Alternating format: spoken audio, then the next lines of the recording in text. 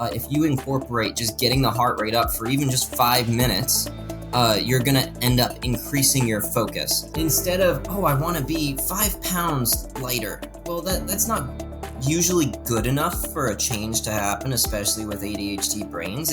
It's the feeling that usually helps you that's going to help you get going. Executive function is already limited in ADHD, so getting started sucks a lot of the time. Reframe your mindset. Say, hey, you know what? I'm going to be graceful to myself because this is what I'm feeling. This is not what I am.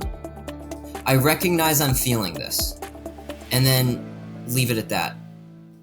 Hello, everyone, and welcome back to another episode of Wellness for Your Life. I'm your host, Niki Wolf, and today we have a very special guest, Peter Joseph, an ADHD health coach who also has ADHD. And after spending 7 years as a personal trainer, he's discovered that many of the techniques he's used with his clients were also helping him, leading to his own ADHD diagnosis. And he holds a bachelor's in psychology with a focus on behavior change and mindfulness, and is currently finishing a master's in exercise and nutrition. He is passionate about helping others live healthier lives, particularly those struggling or with ADHD and mental health communities. And as his personal experience was with ADHD and anxiety make this mission so close to his heart. Thank you so much for being here, Peter. Thank you for having me. Absolutely. No, I'm excited to dive into this conversation. I know that there's a lot of people that struggle with this health concern. And, you know, I mentioned earlier that we're a supplement company and we have a lot of products that have been helpful for, you know, focus and attention issues. So I'm really excited to be kind of lay this out of what is this? What are some of these individuals? What are they experiencing? What are the symptoms? And what can we do to support? And so I'd love to first hear kind of your personal journey with ADHD and, you know, what you were experiencing even prior to getting the diagnosis. Yeah, so I didn't know I had ADHD, and it's because I was diagnosed with a mild ADHD symptoms, because it is a spectrum, right? And ADHD is really just variable attention, and it's structures in the brain that aren't what the typical population is. So you'll start to see people using the terms neurotypical and neurodivergent. Divergent brains are just not the same as neurotypical ones. So you have to go about things a little differently, right? So that's what I had to do throughout my life, and I didn't realize that, right? So divergent thinking, and in general, what divergent thinking is more creative thinking. To where instead of linear thought, one thing leads to the other, right? In divergent thinking, it's kind of just like a bunch of bingo balls all rattling around. Like this one thought leads to a completely what seems to be unrelated other thought. Say like bubbles leads to cars, you know? So what I realized was, oh man, I'm able to come up with so many ideas at once, or I'm not able to focus if the TV is on and I'm trying to do my homework. Or if I had too much work assigned to me and it was super boring, in middle school, I had meltdowns trying to get it done. Now, you would think these would be red flags on me actually having it, but since I did perform well in school and I didn't get in that much trouble, probably due to the anxiety, because it's a good regulator to counteract the ADHD symptoms, but also make it worse in some aspects, that led it to go under the radar. And then as I was going into my bachelor's degree, my first semester, Hurricane Irma happened, and I figured out that nighttime classes don't work with my brain because I'm too tired to think. And I got overwhelmed with the biology class, and I ended up changing my major from exercise science to, I don't know, I changed it so many times, I couldn't even tell you. I ended up with psychology because it was interesting, and I was able to incorporate it into my personal training practice. So I ended up getting my personal training certification in the last 2 weeks of graduating high school because I'm just like, let's do it. I'm already creating the workouts, right, for my wrestling and cross country teams. I'm like, might as well do this for a living. So I was doing that as I was going through school. And then I come up with a lot of different ideas, as I mentioned. So I ended up coming up with something called the 6 Pillars of Vitality, which is kind of what we're going to be going over today on integrating it through ADHD and how it helps it, because this is what helped me. And the 6 Pillars of Vitality, essentially what they are, you're focusing on your health and self-care, first and foremost. And these can be displayed in multiple different ways, and you'll see some overlap with different health models. One of them is nutrition, which is a big one, and you have movement. And, being in the fitness industry, these are the two that stand out the most. But there's so many other things that impact your health, like your connection, whether it's with nature, socially, yourself. And then there is sleep. Your sleep determines a lot of things. And if you have ADHD, your brain won't function that well if you don't have enough sleep, but it's hard getting to sleep anyway. Mm-hmm, mm-hmm. And then you have self-care, which is, focusing on these boundaries. And there is overlap of these pillars too. Self-care is focusing on your boundaries, getting organizational systems going so you're a little less overwhelmed, and all that good jazz. Maybe if you need a hot sauna sesh or whatever it is. And then the last one, I believe, is mindfulness. So originally this was breath work, and then I'm just like, you know what? Let's not just focus on the breath work, but mindfulness. Mindfulness is a big umbrella term of just focusing on one thing at a time, and breath work is a subcategory of that. So the 6 Pillars of Vitality was formed because it helped me and how it basically masked my symptoms for so long. Because I was working out 3 hours a day when I was at wrestling practice or running in high school when I was going through this stuff, which helped me function better and get the things done. Yeah, I was going to say, I feel like healthy distractions sometimes can help bring you to balance. And so I've struggled with a lot of these similar things too, and how you just dive into projects because it gets you so immersed and you're able to hyper focus with these. Now, how did you notice when you started implementing these changes after knowing you had this diagnosis and you started, adding these on? What did you notice? So, the big thing that has helped me the most was prioritizing protein. And the reason why I say this is because not only is it helpful for ADHD, it's helpful for a lot of people because, unfortunately, we don't get enough quality protein, to where we really focus on it without being fried or any other stuff. But protein is vital to many mechanisms in the body, including a lot of stuff in the brain. So I noticed I had overall more regular energy levels when I started incorporating it, and I was able to focus a bit more. Now, there's quite a bit of studies on the effects of protein with ADHD. I can't list them all off right now because honestly, I forgot them. Usually that happens, but broad aspects of it. If you want them, I can find them for you. But when that was the big major thing that has helped me. And then I started incorporating fiber. So the thing with fiber is most Americans aren't getting it. I believe females, it's 24 to 26 grams of fiber for a female. And then it's for males, it's like 34 or 36 or something around there. It's in. I wonder if it's more because of generally body composition. Do you know why it's higher for men? I couldn't tell you. I would think it's because generally bigger bodies, but unfortunately I did not research that aspect of it. So I don't feel inclined to answer that as much. Totally. No need to have all the answers. It just makes me curious. I can look it up. So fiber is one of those things that helps build your gut microbiome better. So a lot of people are just like, let me take this probiotic supplement. Let me do this. But prebiotics, which you'll find in fiber and starchy foods, are the thing that help you set it up first. And then you can add the probiotics as needed if you wanted to. But you can get a lot of bulk out of it just from having fiber-rich foods. Whether you supplement with that or not is another story. I wouldn't incorporate fiber right off the bat to extreme amounts because you will be on the toilet quite a bit. But you'll notice that fiber will also help you have sustained energy levels and curb your hunger. Protein and fiber are going to be higher in thermic effect, but also higher satiating. Thermic effect just basically means it takes a little energy to burn it, but it helps so much in a lot of the body's functions on hunger cues to your brain. Absolutely. Couldn't agree more with the fiber and the protein. There was I don't know if you saw, it was a docuseries or a documentary that came out on Netflix called Hack Your Health. And I can't remember the gal who created it, but I have her book as well. And it's really talking about the importance of gut health and specifically these prebiotics and how a lot of times in these last few years, and I mean, I was a meathead back in the day and did, the meal prep and all these things. And then you get into these seasons where we remove and we restrict so many different types of foods because we have these gut sensitivities, which makes sense. But a lot of times when we're removing so many of these substances, we're depleting the nutrients to feed the gut microbiome. And fiber is one of those crucial ones that if we're not including enough fiber, our bodies will feed off of it. That good bacteria feeds off of it. And so we need that for a good, healthy gut microbiome.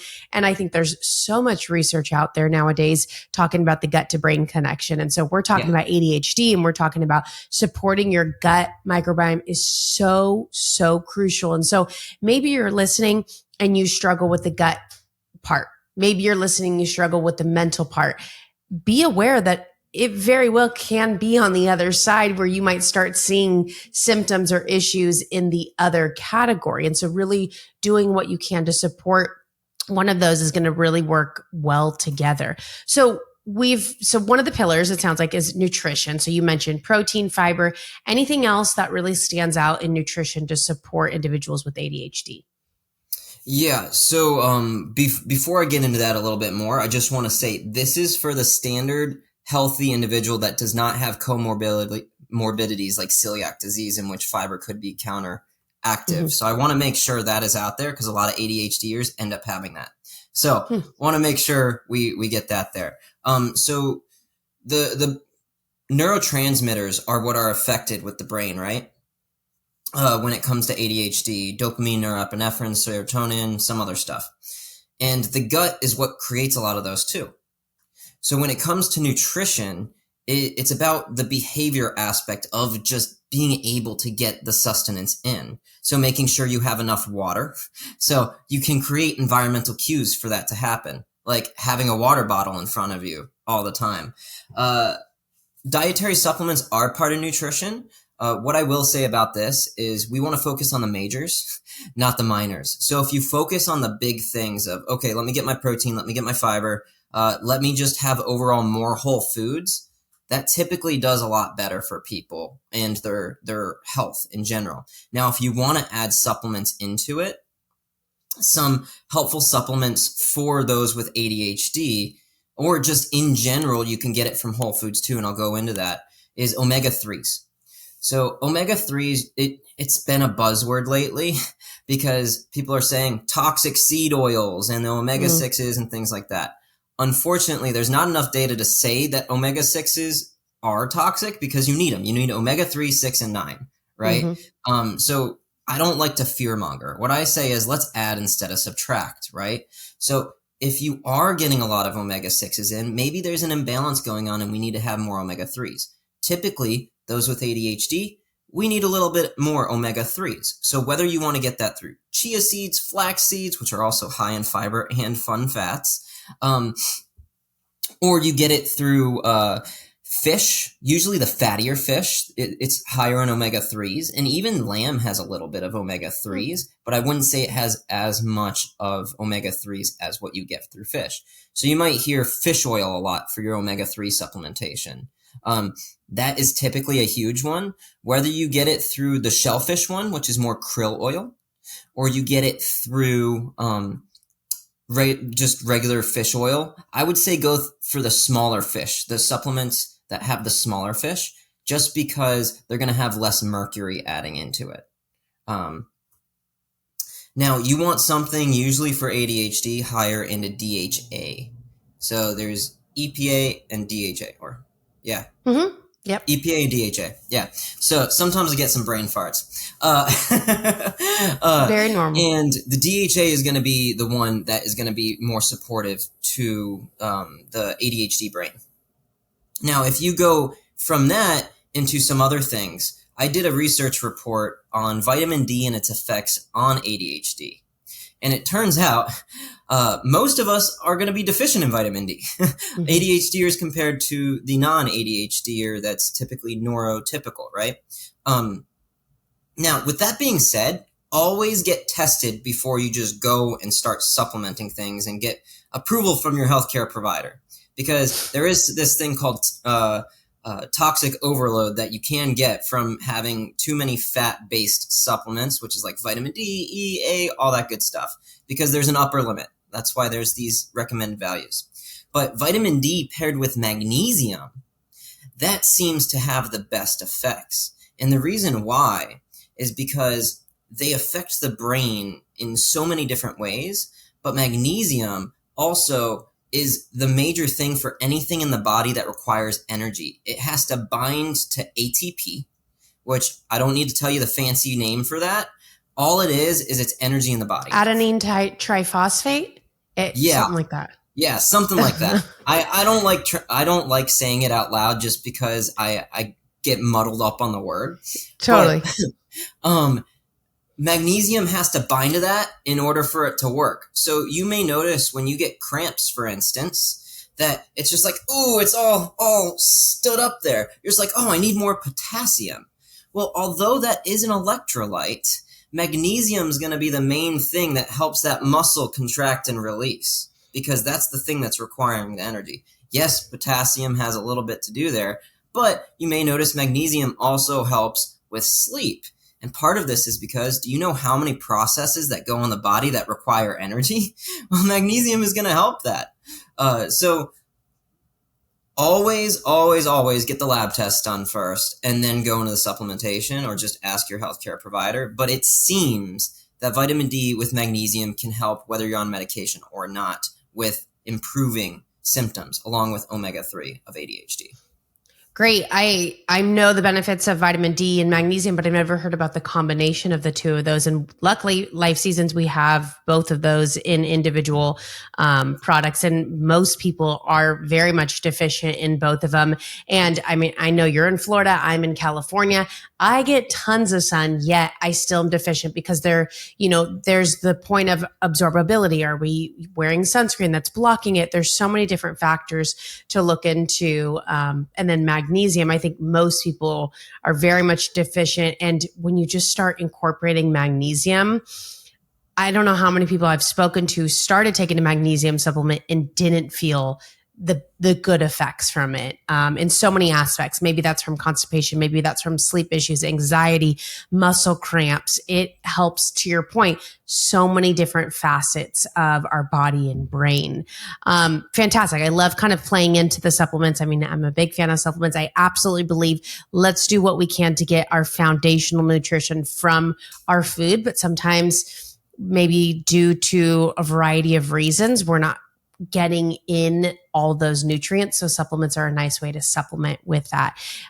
What would be another pillar, maybe exercise, that we can go into as far as for ADHD, and, what kinds of exercise have you found that are more beneficial? Yeah. So when it comes to exercise, I like to focus on movement in general, because a lot of people, when they think of exercise, they just focus on, oh, the gym. I hate the gym. Well, doesn't have to be the gym. There's lots of ways to get movement in, right? When it comes to ADHD, the things that are going to help boost focus the most is going to be getting that heart rate up. So more aerobic activity typically. So if you have a big task coming up and you want to focus for 60 minutes for that task to just get it done, if you incorporate just getting the heart rate up for even just 5 minutes, you're going to end up increasing your focus. Now, 15 to 20 minutes is going to be a lot more effective, but just 5 minutes can help you do it. Do a set of jumping jacks. That'll do it. If you get that heart rate up, it'll get going. Now, there's this cool book that I just got done reading, and I still have to go through the different studies in order to see what the efficacy is on everything. But he mentioned that it's called ADHD 2.0 for those of you who want to check it out. And I couldn't tell you the guy's name. I suck with names, so bear with me. But it's called ADHD 2.0. It's got a purple cover. And I listen to it on Libby for free. It's an audiobook. Libby's or awesome. you can, yeah, it's great because it's free. I like free things. So he mentioned something about the cerebellum. So strengthening the cerebellum. The way you strengthen the cerebellum could be movement through space and moving in different ways, like twirling around. Maybe it's yoga, maybe it's martial arts, maybe it's wrestling like what I did, right? And that might be why my symptoms were so reduced, because I was constantly doing something like that. And I was running a lot. I noticed things get better when I run. Anyway, the cerebellum is also strengthened through balance. So right now, my main thing is rock climbing. I like to do that indoors. And that's a way I get my exercise in. Do you know what that includes? It includes balance. It includes moving around through space in different positions that you might not encounter throughout the day, like going upside down and rolling over and all that good stuff. Well, this is all going to help strengthen the cerebellum. Now, overall, getting blood flow to the brain is also going to help deliver nutrients to it, because blood is the main way we get the nutrients to the different things. That's why there's this thing called the blood-brain barrier. I'm not into specialty diets too much, but if you need to, go for it. There's some people that mention ketogenic. There's some that do intermittent fasting. Sometimes that may help with the blood-brain barrier, specifically ketogenic, like people with epilepsy. Due to the blood-brain barrier and one of the transporters that helps with that, the ketogenic diet is commonly prescribed for that.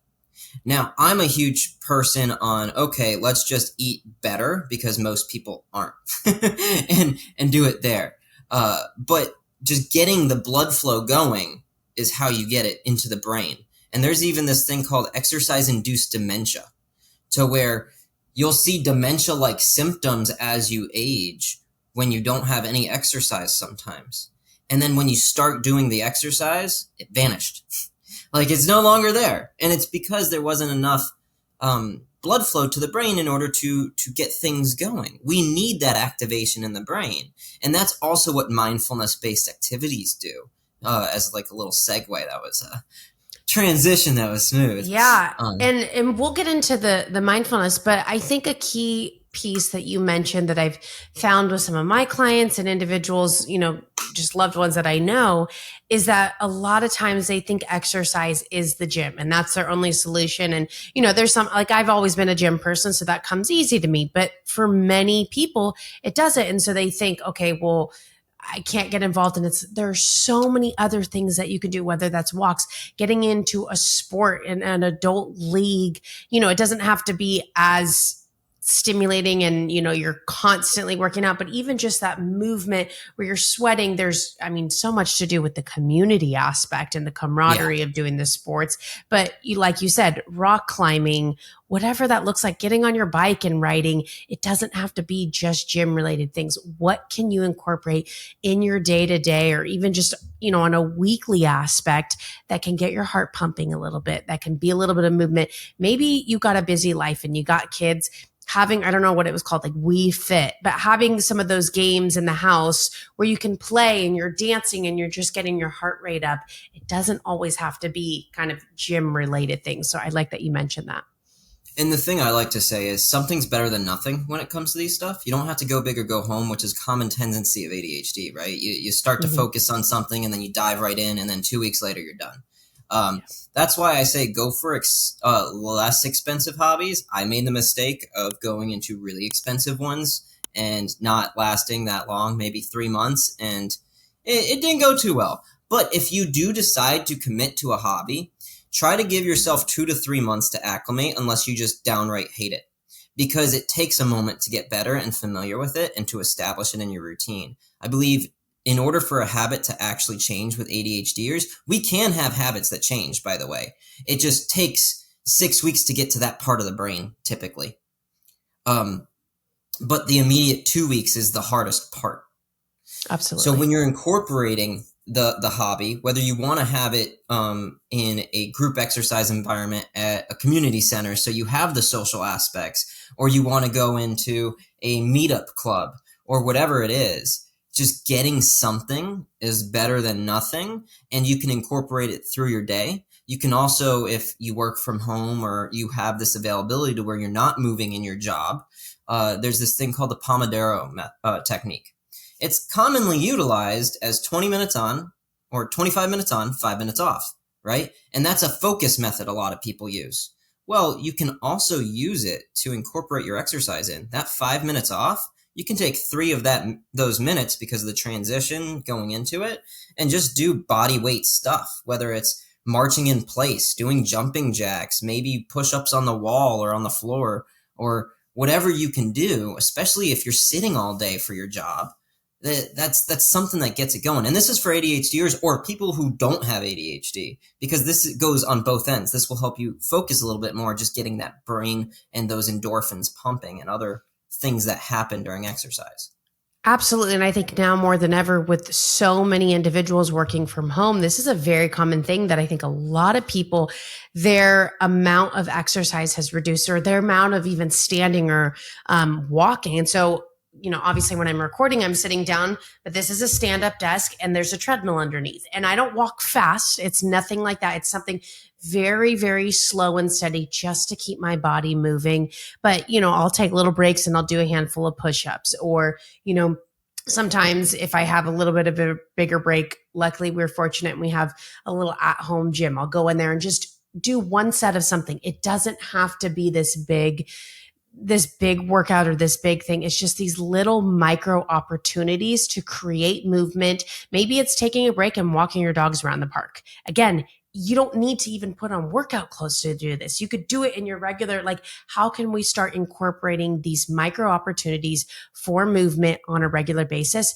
And you'll start noticing things start adding up. Things become easier. I'm a firm believer in consistency. I personally, I don't think we can depend completely on motivation to get started. Sometimes we just have to get started. We build that consistency, and then we become motivated by the changes that we see, how we feel, our energy levels. And you're like, okay, wow, I feel more alert at work. I feel more productive. And to your point, it's because we're getting more blood flow to the brain, to the other areas of the part. So you do start feeling better. So just from Peter's advice and just kind of piggybacking that, just highly encourage, if you're not doing a lot of movement in the day, don't worry about starting and being from 0 to hero.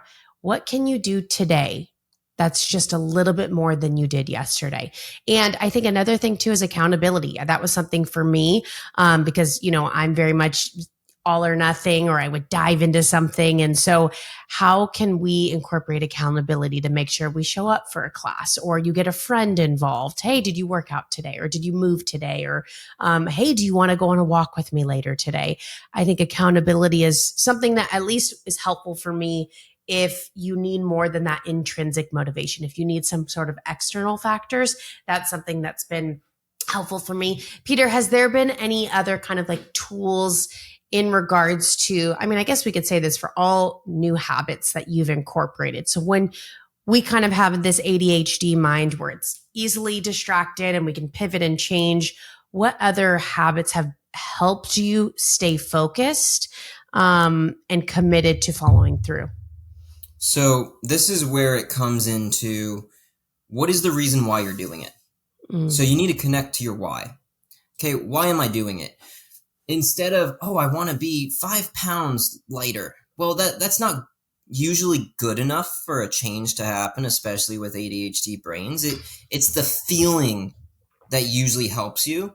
That's going to help you get going. Executive function is already limited in ADHD, so getting started sucks a lot of the time. So if you're able to connect, well, I usually feel better, or I'm usually able to focus better when I do this. So I'm going to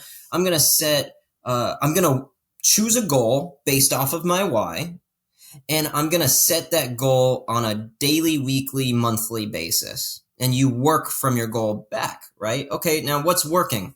And you can do this with time management techniques too. But okay, what's working? Well, I don't think it's a reasonable goal to go from 0 to 100 to where you're doing it every single day.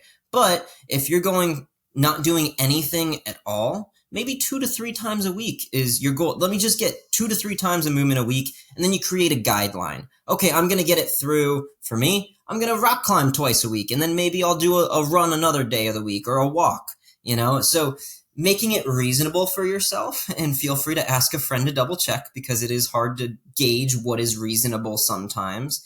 I'm a personal trainer, and part of my thing is I hold people accountable in the gym, right? Now, I am online ADHD health coach too, which is a different form of accountability, but usually having those external factors are helpful because it creates urgency.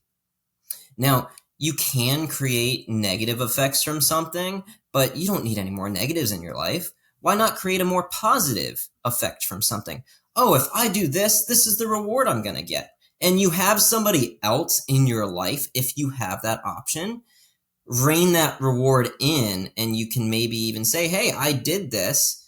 Let's go do something, so you get a little more social aspect, and that's where it makes it fun. Because if you make it fun, it'll last longer. If you keep doing the things you hate, it's not going to last. So making it fun is a huge part of it.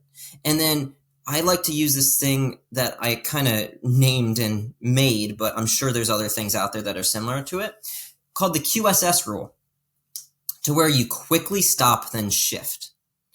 So you quickly recognize what's working for me.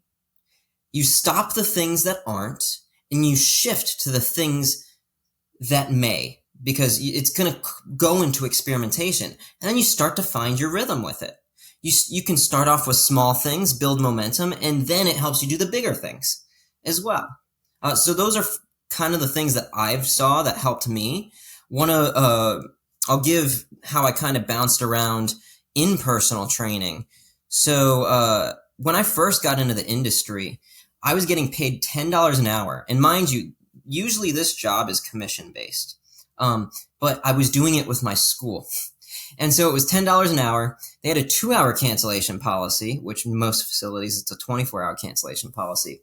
So I'd get a text at 4 a.m. for a 6 a.m. appointment, and I'm, getting up at 5 a.m. in order to see the person. And it's very discouraging when all of a sudden something is pulled away from you, right? And so I knew I was passionate about this thing. I'm just like, well, okay, this isn't working. Well, I didn't want to jump jobs yet because I needed the experience. So I had to wait until I got 6 months in there. But unfortunately, I had a bad taste in my mouth from the whole experience at first. And I just put a pin in it to where I'm going to circle back. Circling back's an option. Life is a spiral, baby. So you can go round and round and round back to a center point, focal point of passion. You just have to identify the passion and the purpose. So I ended up working at a vitamin shop, which got me into the supplement aspects of things, because it was still in the whole realm of my whole purpose is to help others live healthier lives. Well, how am I going to do that? And these were means for me to do it. After I got done with that, I ended up getting back in on a more stable side because I needed stability, which was group fitness. So you notice how I quickly recognized what I needed. I needed stability. And then I built it from there. Now I am a personal trainer at the Jewish Community Alliance near me, and I've been doing that for 2 years. Group fitness classes, floor duty, those provide stability, and then they have a great commission split. So the reward is there, and it's a 24-hour cancellation policy. So you start to recognize what your needs are. And that's an important thing on keeping to something. Absolutely. I love that. And one thing that you mentioned earlier that I very much deeply connect with is knowing your why, because there's so many of us out there. Let's talk metabolic issues. We know we need to lose weight. We know we need to lower, our blood pressure, our cholesterol, whatever that is. But why aren't we doing it? Our doctors come in and say, okay, you need to do this, you need to do this, yet we still don't do it. And instead asking yourself, what would be possible if I were to do this? Who would be affected if I were to do this? Or even the flip, who would be at risk? And so I think about, I had some older gentlemen who were struggling losing weight. And I said, what would be possible? Well, I could go skiing with my kids. Who would be at risk? Well, I wouldn't be able to give the energy to my wife or my children. And you start to pull in and a deeper reason, coming back to knowing your why. It doesn't always have to be just like an aesthetic, I want to fit into these jeans. And if that is the case, like fantastic, whatever your why is that's going to get you up and out of bed, that's what's important. Doesn't matter comparing your why to somebody else's. But I think that is a crucial question to ask. What is the reason behind wanting to do it? Because in the days that you're not going to want to get up, and there are going to be plenty of those days, or whether it's getting up or getting to the gym, movement, whatever your goal is, you have to have a deep enough why to push through the excuses or the barriers or the struggles, because there's going to be many days where you're just not going to be feeling it. And so, I also believe like we can't depend on our feelings, because a lot of times, like, you're going to be exhausted, you're going to be moody, you're going to be depressed, whatever that is, but we still have to show up and, put through. And I think it's those days that we show up and we stay consistent. That's where we start really seeing that monumental growth, and turn out. You will notice. Yeah. Sorry. Yeah. And you will notice that people with ADHD are a lot more emotional too. So if you're able to associate a meaning with it, you're able to actually do it more, because now you have the dopamine being released to initiate the task. You have the neuroepinephrine, you have the serotonin, whatever you're going to be using there is going to be there to help motivate you now. Now, you can't rely on motivation, but that's what we're going to be relying on until we hit that 6-week mark when it's a habit. Having backups is helpful for getting into that habit too. But when you're dealing with somebody that's super emotional, what else does exercise do? It helps with the vagal nerve. It helps with emotional regulation. So if you're able to say, okay, what does this bring meaning into? And how is this meaningful to me or others around me? That's a huge thing. I'm trying to keep my cat away. I know. I was thinking that was what was happening. That's going to be how you kind of re-coordinate back into this. Especially if you're an emotional creature. There's a lot of people with ADHD that also have bipolar disorder because they're all often comorbid. There's a lot of people who have anxiety with ADHD like me. It's a comorbid thing. So this stuff helps with that too. You know what I mean? So if you just bring it back to the why, I just want to feel better. Well, let's create measurable ways to scale where that is right now too. Maybe you have 3 different ways to measure it, so you can coordinate back and then incorporate. So I kind of want a tangent, because we were going to get into mindfulness and we'll get into that. But I want to quickly, like, let's say somebody is listening right now and they're like, okay, well, how do I do this? How, this thing of understanding our why, well, I want to feel better. You're kind of talking about, and obviously this is where, they can connect with you, and we'll leave your information down below, but I'd love to kind of just like tease this out if they're listening. I'm not feeling good. I'm feeling like a lack of focus. I don't feel like I'm productive. I'm not providing value to my loved ones or to my company, whatever that might look like. And I just want to feel better. What would you say the next steps are for them?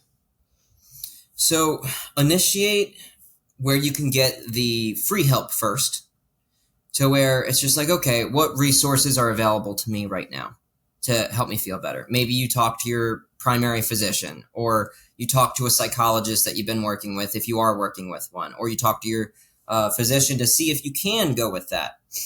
But if you just want to be feeling better and getting back into it, it starts with at least doing one thing.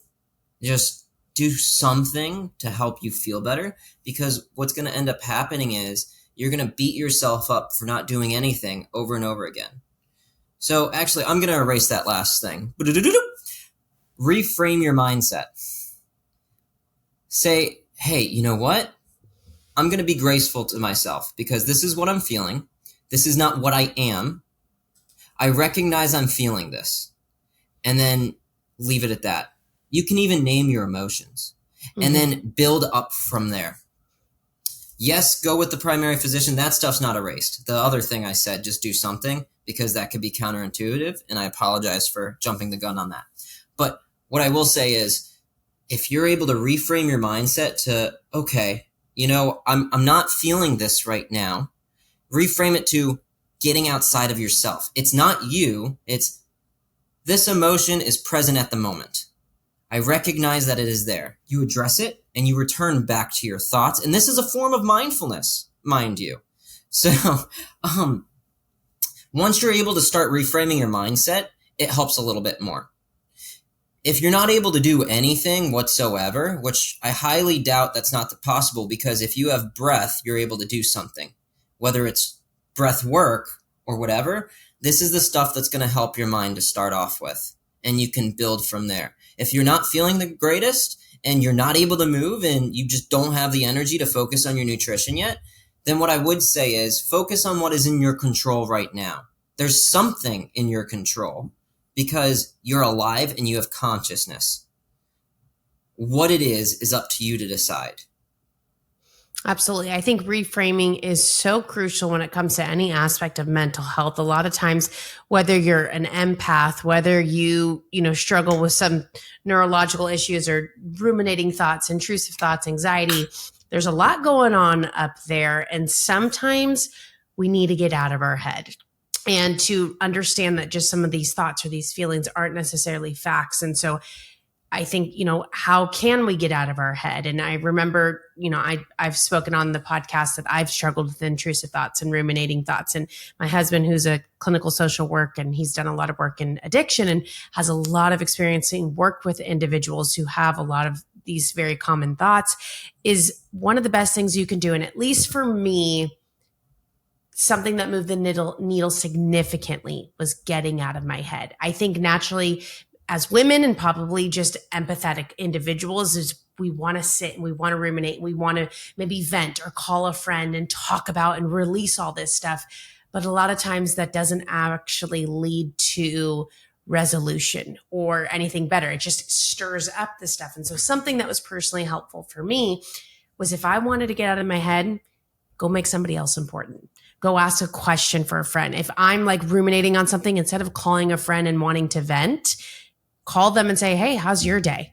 Again, that's something that's just been helpful for me and might be worthy of trying out. I think all these different modalities are going to be helpful. Maybe for you, if that feels like too much to do, how can I, get outside or distract myself with an activity? I think these all can be helpful modalities to at least temporarily pause what's going on or anything that's holding us back from moving forward. A lot of the times what also holds us back is we cling on to the things that aren't working. And we just focus on that. And that's where a lot of the rumination comes from. It's just like, well, this didn't work. This didn't work. Nothing's going right now. And I'm just done. I'm giving up. And that leads to a lot of this stuff too. So what I would say is, if you can, try to find 3 positive things a day, or even just 1 if 3 is too much. And if you start to get in the mindset of looking for the positives, guess what happens? You start to see it more. What you look for is what appears more, because that's what you're looking for now. A lot of the things that happens in the manifestation field is actually neural networks. Your brain, say on a vision board, if you put the certain things up there, it's going to look for those things even more. So if you do this with more positive experiences and noticing the things that are going right, those are what go better. Another thing too is it is helpful, I agree, when you go and call somebody else and you go through things. But sometimes, yes, it is helpful to face what is going on too. But if you've already sunk yourself deep enough into it to where you're in the pits, just doing something else and getting out of it is helpful. And that's where talking to somebody else and saying, hey, how are you doing? One of my things that I like to do is I try to give a compliment to each person I see a day, like something that's nice with them. And then me seeing them smile and react nicely to it gives me that little boost that makes me feel good too. Whether this is you or not is another story. But I find, because I also have ADHD, I take rejection not that great. And I've gotten a lot better at that because I do take rejection quite a bit in my job. And the reframing helps a lot. But if you can just linger on to that one moment of, oh, I made that person feel good. And then you hold on to the feeling you had of feeling good. And you start to hold on to the more positive emotions. That's what helps. At the end of the day, what you list as positive and negative is up to you. We define what's going on. So however you want to be on that emotional spectrum, go for it. But there is a way to regulate it more. And part of ADHD is a lack of emotional regulation. And that's where going into the exercise, that's where going into the nutrition, that's where going into the mindfulness and sleep and taking care of yourself goes. But if you're having a hard time getting started, doing one small thing with a reframing is going to be something. It's not nothing. Just helping with your thoughts on focusing on more positive things is something. And going from there, building it up. Great. And it might not be easy to do at first, but again, once you build this consistency, it becomes easier and easier. Now, you've mentioned a little bit into mindfulness, and I'd love to explore that just for a little bit of what your approach with mindfulness looks like to support ADHD. Yeah, so with ADHD, mindfulness is a little different on going about because it often feels like you want to tear your eyes out when you're trying to sit still if you have ADHD. A lot of the time. Like I hear a lot of people say, I can't do meditation. I just can't sit still. It's not enough. I just want to cry, whatever it is. And part of it is because you do have to face your emotions. But because your mind is moving so fast, especially if it's paired up with general anxiety disorder, you have to train up for it if you're doing that specific one. What I mean by this is maybe start with 30 seconds, right? And then you can build up to a minute and 30, 2 minutes, to where you can get comfortable with the noise. Now, if that is not your jam, that's okay. There's a lot of different things.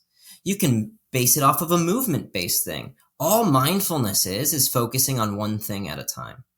As thoughts emerge, you acknowledge them, and then you return back to that thing or your breath. So one of the things I like to do is breath work. And breath work is a way to where one of my favorite routines is doing multiple different counting of breath work.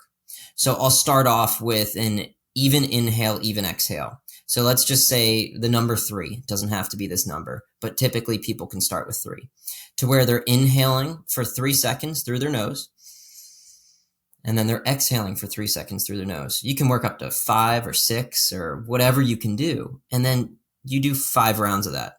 And then, okay, well, let me do another thing. I like to pair that up with a 3-4-5 breath, and it doesn't have to be those exact numbers, but to where you inhale for 3, hold for 4, exhale for 5. Now, if you have something going on with your eyes with eye pressure, maybe the holding the breath isn't a good idea, and do something else. But that is another thing to where whether it's 4, 5, 6, 7, 8, 9, and then you can do 5 rounds of that. And you don't have to do 5 rounds. These could be 3 rounds each, 1 round each, whatever you want to do. And then I like to pair the last thing up with square breath, to where now you're holding your breath at 2 different parts, except everything is even now. So let's use that 3 second again. On your inhale, 3. At the top of the inhale, which is a breath hold, 3. Exhale for 3. And at the bottom of the exhale, which is also a breath hold, that'd be 3. So that's 4 stages of the breath there. And you would go through that. And that's 3 breathwork sequences. Now, if you want, now that you're more calm, towards the end, focus on your breath. You might, where you're just inhaling, exhaling without any counting, and you just follow your inhale, follow your exhale, and you meditate in that way now. That is a way you can kind of adjust yourself into it, because you're technically doing something, and you're regulating your emotion there. Now, there's other practices other than that. I typically use mala beads for a sitting down meditation, to where I like the sensory motor stimulation, to where I'm moving my thumb and my finger across the bead with each breath, and you could pair it with an intention. But you don't just have to do the sitting ones. I get it. Ants in your pants, all good. Yoga, Pilates. Pilates technically is not necessarily as mindfulness based, but it's still within the mindfulness practices because it does mind-body awareness, right? So there's some debate on where it's at, depending, but yoga, meditation, qigong, tai chi, mindful walking, to where you're just walking without any music, without anything, right? Laying down on the beach, sunbathing, when you're just focusing in those things, that is mindfulness. Now, the reason why this is a helpful practice is because it helps improve the gray matter in your brain.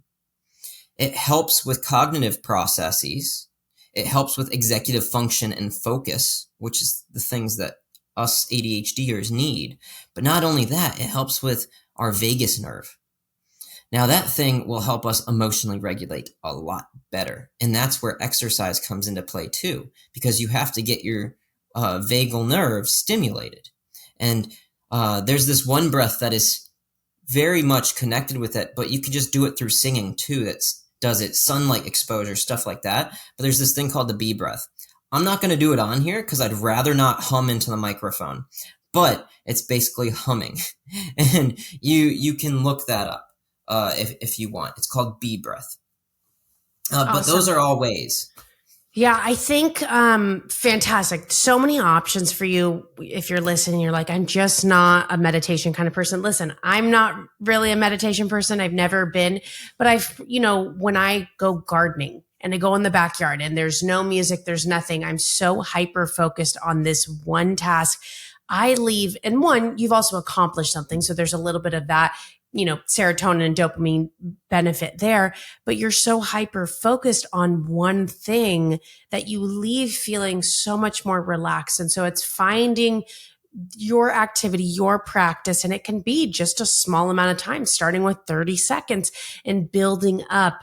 I know sometimes when I'm cooking, if I'm not watching a YouTube video or have any sort of other simulation, it's very calming. It's very relaxing to my nervous system. And so finding these different, activities that can help modulate your nervous system. I've done the box breathing, and I literally visualize actually doing the box too when I'm breathing. And so all that stuff is very, very helpful. I'd love to wrap up with a few things before, we can let listeners know where they can find more about you. But I'd be curious, what advice would you give to somebody who is just diagnosed with ADHD and maybe feels overwhelmed, doesn't know where to start, whether that's with health and fitness or just in general? What advice would you give for them?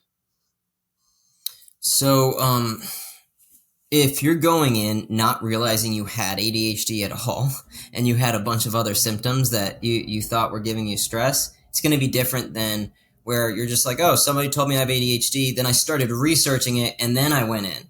Because you kind of already prepared for the diagnosis there. So the thought process is going to be different, right? But if you just found out you had ADHD, the first thing is acceptance. This is the way your brain operates. You've been dealing with it all your life. This is what happened. Now, let's take the steps to actually help go about life with your brain. Work with your brain, not against it. It's wired differently, but it's not wired wrong.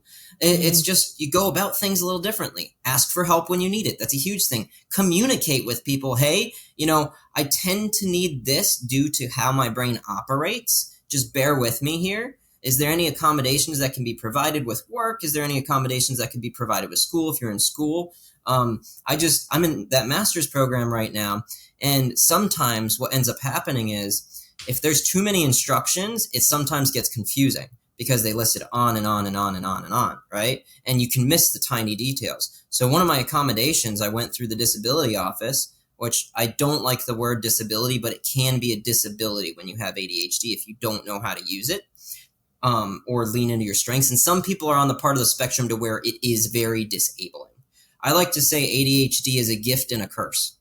And you can lean it towards one side or the other by leaning into your strengths if you want it more towards the gift.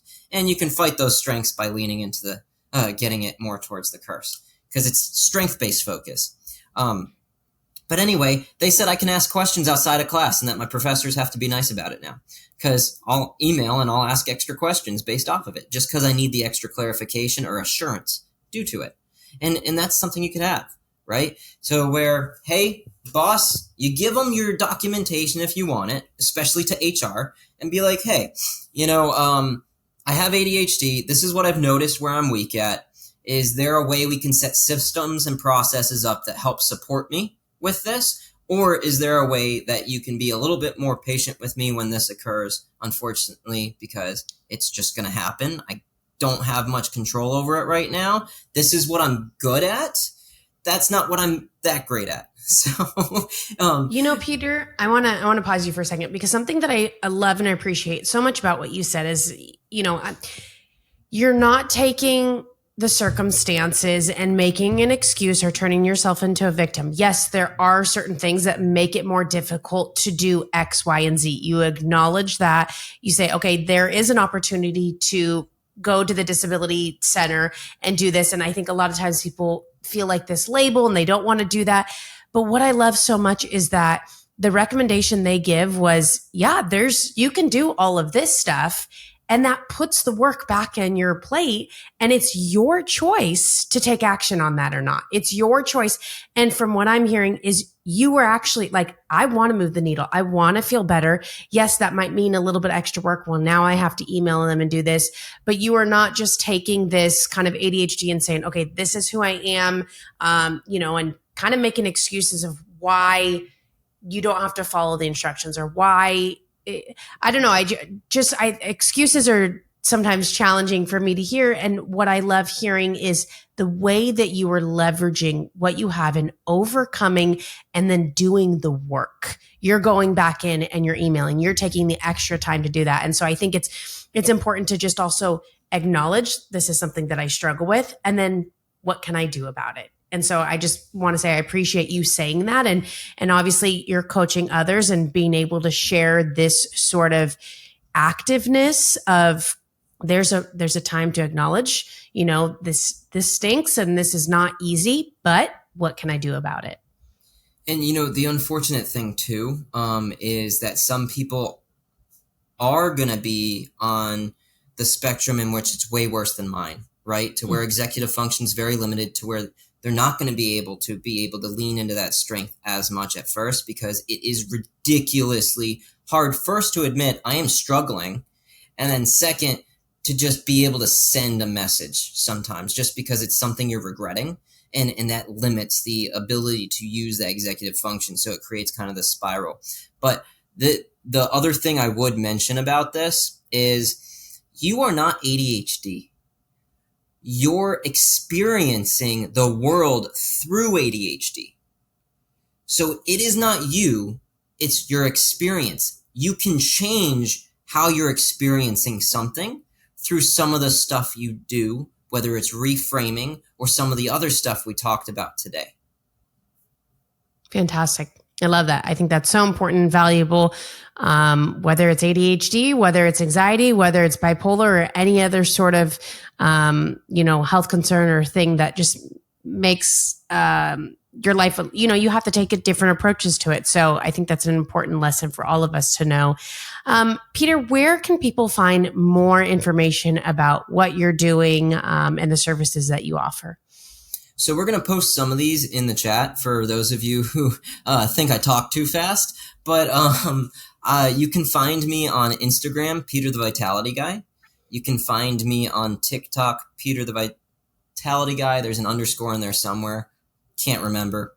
And then you can find me on Facebook, Vital You Coaching, and YouTube, which is Vital You Coaching. There might be an underscore in one of those. We're going to post those down below. So we have those. I also have a website if you're more interested in the ADHD health coaching and want to hop on a free discovery call just to see if it's something that works for you and if we'd be a right fit. And that can be found at vitalu.org/home. And I will post that link down below too. Absolutely. I'll leave all the information in the show notes, or if there was any sort of studies we chatted about that you have resources to. Any lasting bits of information that you feel like we didn't cover that you'd like our listeners to know? Yeah. So the thing about life is it's a journey, right? It's not going to be all sunshines and rainbows. And you might know that because you've been in the darkness for quite a bit. Mm-hmm. But there is sunshine and rainbows still. So you're going to experience both. You're going to fall off the bandwagon. The important thing is to eventually get back on. It's okay if you don't right away, but it's to just keep moving forward. Fantastic. Well, thank you so much for providing your own insights into your experience and the tools that have helped you and countless others. We just appreciate your information and your transparency today. So thank you so much, Peter. Thank you for having me. Thank you all for tuning in. Absolutely. Yes. Take care.